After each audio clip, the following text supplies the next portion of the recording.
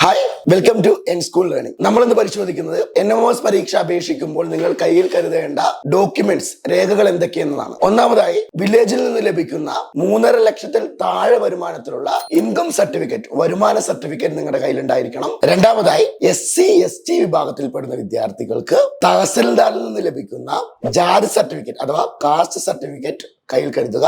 അത് OBC general വിഭാഗത്തിൽപ്പെടുന്ന വിദ്യാർത്ഥികൾക്ക് ഇത്തരം സർട്ടിഫിക്കറ്റ് ആവശ്യമില്ല. മൂന്നാമതായിട്ട്, എന്തെങ്കിലും വൈകല്യങ്ങൾ, ഡിസബിലിറ്റീസ് ഉള്ള വിദ്യാർത്ഥികൾ PWD സർട്ടിഫിക്കറ്റ്, അത് നിങ്ങളുടെ മെഡിക്കൽ അംഗീകൃത ഗവൺമെന്റ് ഹോസ്പിറ്റലിലെ അംഗീകൃത മെഡിക്കൽ ബോർഡുകൾ ഉണ്ടാവും. അതിൽ നിന്ന് ലഭിക്കുന്ന സർട്ടിഫിക്കറ്റ് തന്നെ നിങ്ങൾ എന്ത് ചെയ്യണം, അപ്ലോഡ് ചെയ്യാൻ ശ്രദ്ധിക്കണം. നാലാമതായി, നിങ്ങളുടെ 7ാം ക്ലാസ്സിൽ പഠിക്കുമ്പോൾ ലഭിക്കുന്ന മാർക്ക് ലിസ്റ്റ് ഉണ്ടായിരിക്കും. അതിൽ 55%, നമ്മുടെ OBC ജനറൽ വിഭാഗക്കാർക്ക് 55% മാർക്ക് ലഭിച്ചിരിക്കണം. അതിന്റെ സർട്ടിഫിക്കറ്റ്, മാർക്ക് ലിസ്റ്റ് നിങ്ങൾ കയ്യിൽ കരുതുക.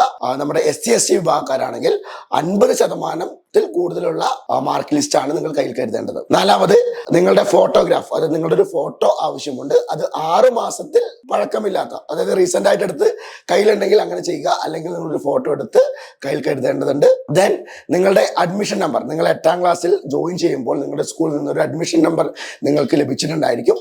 കയ്യിലില്ലാത്തവർ സ്കൂളുമായി ബന്ധപ്പെട്ടാൽ നിങ്ങൾക്ക് അഡ്മിഷൻ നമ്പർ ലഭിക്കും.